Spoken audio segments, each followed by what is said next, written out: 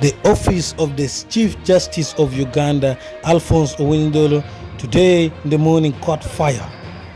Officers and staffs at that place refused to respond to the journalists for security purposes.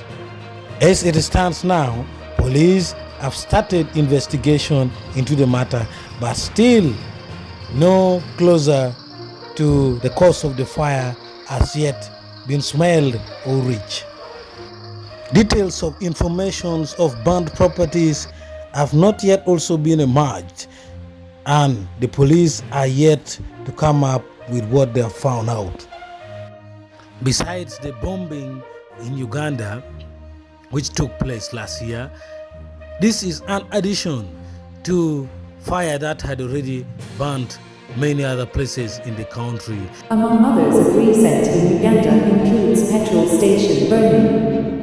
According to police spokesperson Fred Aliba, the first incident occurred on March 17, 2021 at Prime Petrol Station, Bulonsa, at around 1 a.m. after a jerry can of petrol was hurled into the station, followed by a petrol bomb which ignited a fire that burned one of the fuel pumps at the station.